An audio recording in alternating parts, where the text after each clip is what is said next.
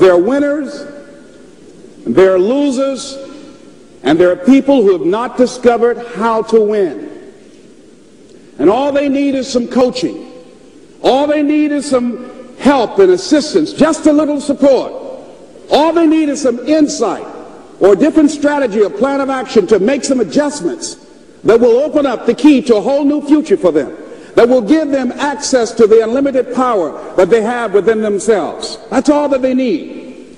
So what I want you to do is think about something you want for you, that's real for you, that's important for you, that will give your life some special meaning and power. And I don't even want you to say, I can do that. I don't want you to assume that. See, 5 years ago when I started out in this area, I would not have been able to make the mental leap that I would be up to where I am right now.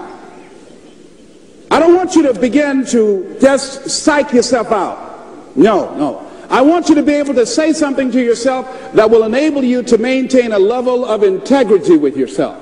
That when you say this, even when you face tremendous setbacks, it will be a benchmark to keep you in the game, to keep you moving forward and experimenting and readjusting your strategy and your plan of action, continuously looking for ways to win. So what is that something?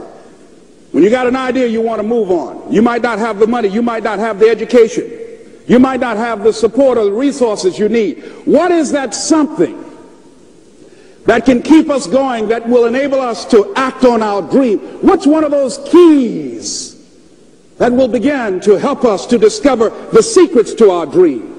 Here's what I want you to repeat after me, please, with power and conviction. Say, it's possible. It's possible. That's all I want you to do when you look at your dream.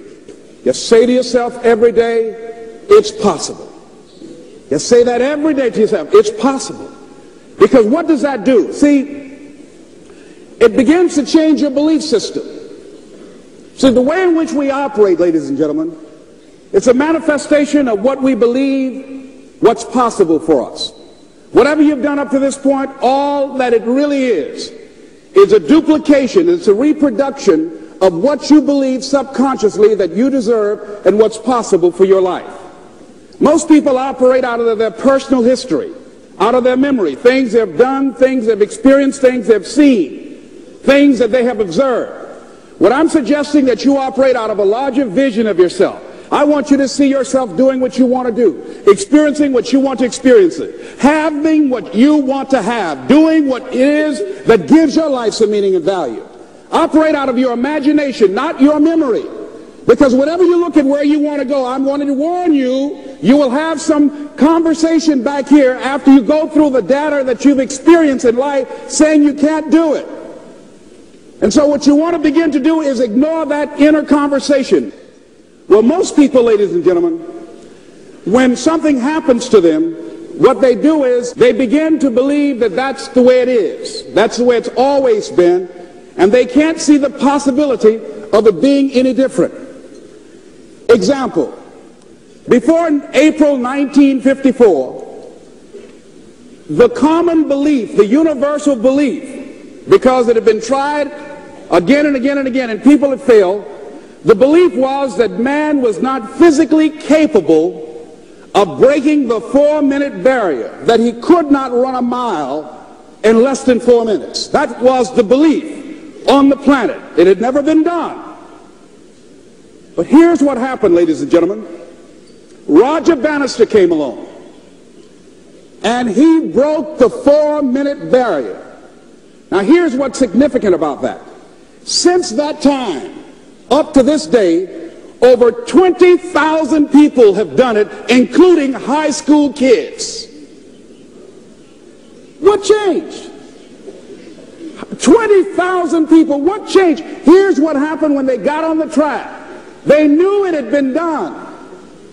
And because they knew it had been done, there was a new belief about this barrier, about this goal that was unreachable. And those 20,000 people got in a race believing, knowing in their heart that someone had done it, that it's possible, that they could do it. And I'm saying that if you know anybody that had some goal, some dream, something they wanted to do, And they did it denying saying that you know in your heart that if someone has done it, then you can do it. It's possible. And that if someone can make their dream become a reality, that it's possible that you can make your dream become reality. And so as you begin to look at where you want to go, beginning to embrace that, it's possible. I'm blessed and highly favored. I've got a lot going for me. I got some good stuff in me. And it's possible that I can bring my greatness out here in the universe. That I can do what I want to do. It's possible I can write my own book. I can have my own business. I can take the trip and travel around the world. It's possible. I can bounce back from adversity and reinvent my life. It's possible. Regardless of where I am, that things can get better for me. It's possible. I'm thinking about two men right here in Chicago who are fairly successful, similar background, educated. They worked for a corporation for many years, and they were among many people that were laid off. Two guys who were very good friends. One went out looking for a job for several weeks along with the other one, and they faced disappointment and rejection again and again and again. They couldn't find any work, which is the story of many people across this country. One guy stopped. He became discouraged. He stopped going. He stayed home looking at television, became very argumentative and toxic with his wife, drinking beer, getting on the phone, talking to his other negative, unemployed friends. And he just gave up. The other guy kept looking for a job everywhere he could go. Every time he could get an opportunity, kept asking people, networking, checking the newspapers every day. Kept going everywhere he could, trying to find a job. You have too much education. You're overqualified. You won't be here long enough. He kept going. He kept going. He went to a place and said, look here, I tell you what, if you can't hire me, and I know you can use my talents, abilities, and skills, I don't want to sit home and do nothing. Just let me do some volunteer work. You don't have to give me anything, all right? I just want to work. I want to be busy. Guy said, okay, it's on you now, but don't expect me to give you anything. It's okay. This guy came in and worked. He was the first one there. The last one to leave was the best employee there. About 4 weeks later, one of the top managers quit. They were looking for a replacement. Guess who they selected? This other guy. This guy who was volunteering his time. He got the job. What was the difference between the two men? Eyesight and mindsight. Eyesight is judging on what you see. Judging according to appearances. But mindsight is how you interpret what you see. One guy said, it's not possible, it's over, I'm finished. I can't do it. I can't make it. He surrendered. I've faced rejection again and again. I'm not going anymore. There are no jobs out there.